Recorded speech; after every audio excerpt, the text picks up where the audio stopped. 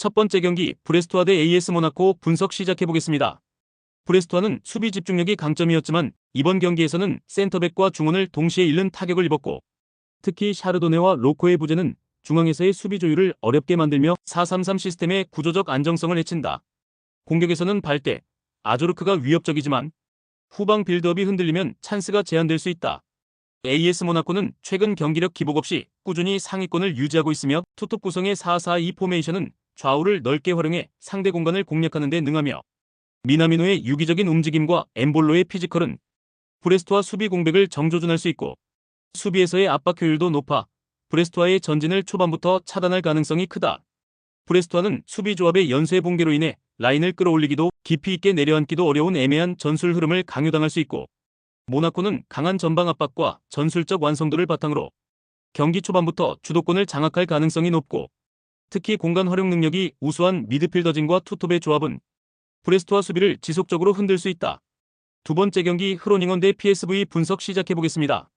흐로닝언은 4-2-3-1 포메이션을 기반으로 반 베르엔과 세운텐스를 중심으로 한 빠른 전방 전개가 특징이며, 발렌테는 중원에서 패스 조율과 수비 커버를 동시에 수행하며 중심축 역할을 맡고 있지만 드 용계의 징계 결장과 함께 바쿠나, 마리아니 등 수비형 자원들이 이탈하며 뒷공간 대응에 불안 요소가 생겼고, 홈 경기에서는 템포 유지와 전방 압박 시도는 활발하지만 수비 간격이 벌어질 경우 상대의 빠른 역습에 노출되는 장면이 반복되고 있다.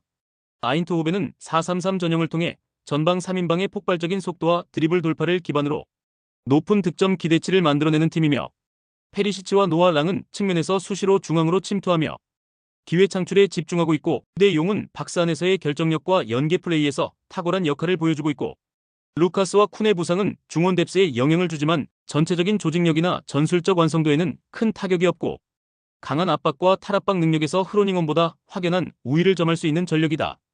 흐로닝언은 징계와 부상으로 중원과 수비의 조직력이 흔들리고 있으며 강팀을 상대로 라인 간격 유지와 압박 회피에 실패하는 장면이 반복되고 있고, 아인트호벤은 대 용과 노아 랑을 축으로 한 공격 전개가 위력적이며 상대 뒷공간을 빠르게 공략할 수 있는 전술적 여유도 충분하며, 전반적인 흐름은 아인트호벤이 주도하며 흐로닝언 수비를 무너뜨릴 가능성이 높다. 세 번째 경기 AC 밀란 대 피오렌티나 분석 시작해보겠습니다. AC밀란은 포지션상 공격진 구성은 화려하지만 중원과 측면에서의 전개와 커버가 동시에 흔들리고 있고, 히메네스의 징계 이탈은 수비형 미드필더의 압박과 커버 범위를 좁혀버렸고, 로프터스 치크 부상까지 겹치며 중심축이 약화됐고, 펠릭스와 레인더스의 창의적인 움직임이 살아나야 하나 최근 경기에서는 빌드업이 지체되며 전개 흐름이 종종 끊긴다. 피오렌티나는 3-5-2 전형 안에서 중원 숫자 우위를 통한 점유율 확보와 모이스킨의 결정력 중심 운영이 안정적으로 이루어지고 있고, 양 윙백의 활발한 오버래핑과 함께 구드문드 손의 폭넓은 움직임으로 상대 측면을 압박할 수 있으며 미드필드 밀도에서 우위를 점할 가능성이 높다. 전반적으로 체력적 부담은 있으나 AC밀란의 전술적 약점을 찌를 수 있는 구조적 강점을 갖추고 있다. AC밀란은 주요 미드필더의 결장으로 인해 중원 커버력과 전개 속도에서 한계가 분명해지고 있고, 피오렌티나는 중원과 측면을 동시에 활용하는 3-5-2 전형 안에서 안정적인 점유율과 공격 루트를 갖추고 있으며 AC밀란의 구조적 허점을 공략하기 용이하며, 홈 이점에도 불구하고 조직력과 밸런스 면에서 열세가 뚜렷한 만큼 이번 경기는 AC밀란의 패배 가능성이 더 높다. 네 번째 경기 바르셀로나 대 베티스 분석 시작해보겠습니다.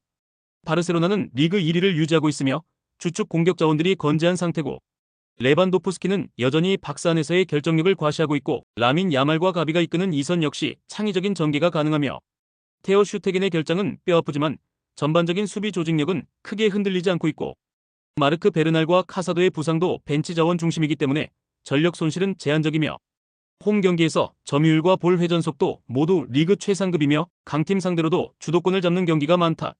베티스는 현재 리그 6위로 상위권 경쟁을 이어가고 있고, 하지만 팀 전술의 중심인 이스코가 카드 징계로 결장하게 되며 중원 창의성과 경기 조율 능력에 치명적인 공백이 발생했고, 에잘줄리와 마르크 로카도 모두 부상으로 이탈한 상황이라 중원 뎁스가 급격히 얇아진 상태고, 결국 측면에서 전개된 공격이 제한적으로 이뤄질 수밖에 없고, 박한부 역시 단독 전방에서 고립될 가능성이 높고, 중원 조합의 급조와 수비 전환의 간격 붕괴가 이번 경기에서 베티스의 주요 리스크로 작용할 수 있다. 이스코의 결장은 베티스 입장에서 공격의 창을 아예 잃은 것과 같고, 중원 조합의 약화는 경기 흐름 전체에 영향을 미치며 공격과 수비 모두 불안 요소가 확대되고 있고, 완성도 높은 바르셀로나의 운영이 더욱 두드러지는 결과가 나올 가능성이 크다. 5번째 경기 알메러시티 대 츠볼러 분석 시작해보겠습니다. 알미르시티는 4-2-3-1 포메이션을 바탕으로 브림과 로비넷을 중심으로 한 빠른 측면 전개와 한센의 2선 침투를 활용하는 전술을 운영한다. 하지만 중원에서의 압박 강도는 떨어지며 탈압박 상황에서 잦은 실수가 발생해 수비진 부담이 늘어나는 구조고, 아쿠조비의 결장은 빌드업 안정성에 직접적인 영향을 미치고 있으며 카르보넬의 부상으로 수비진 간격 유지에도 불안 요소가 발생하고 있고, 현재 리그 최하위권에 위치하며 최근 흐름도 매우 부진하다. 츠볼레는 4-3-3 포메이션을 기반으로 벤테의 연계 플레이와 크라스테프의 침투 능력을 바탕으로 공격 템포를 끌어올리는 팀이며, 음바요는 활동량과 공중볼 경합에서 두각을 나타내며 최근 경기에서는 전방 압박과 중원 압박을 동시에 강화하며 실점률을 다소 낮춘 모습이고, 구이에르의 부상 이탈은 있지만 전체적인 수비 조직력이나 전술적 완성도에는 큰 영향을 주지 않는다. 리그 중하위권이긴 하지만 알미르시티와의 비교에서는 수비 안정성과 전환 속도에서 명확한 우위를 점하고 있다. 알미르시티는 수비 라인과 중원 모두에서 탈압박과 조직력 문제가 겹쳐 안정적인 운영이 어려운 상황이며, 츠볼레는 최근 수비 안정화와 전방 압박 완성도를 바탕으로 중하위권 팀을 상대로 강한 모습을 보이고 있으며 원정이지만 전술 완성도 면에서 유리한 위치에 있고, 경기 흐름은 츠볼레 쪽으로 자연스럽게 기울 가능성이 높다. 6번째 경기 리옹 대 릴 OSC 분석 시작해보겠습니다.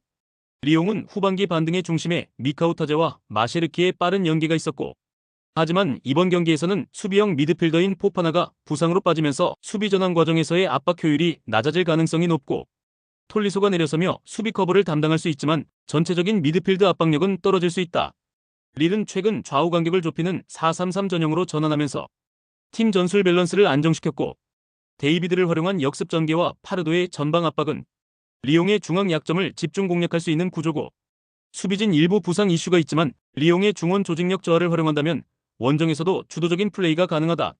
리옹은 전진 성향의 미드필더를 많이 보유하고 있지만 이번 경기에서는 수비 전환 시 압박 효율이 떨어질 가능성이 크고, 릴은 측면과 중앙을 넘나드는 유연한 전개를 통해 리옹의 중원 공백을 집중적으로 공략할 수 있고, 경기 흐름은 릴의 전방 압박이 리옹의 전개를 흔들며 원정에서도 유리하게 전개될 것으로 예상된다.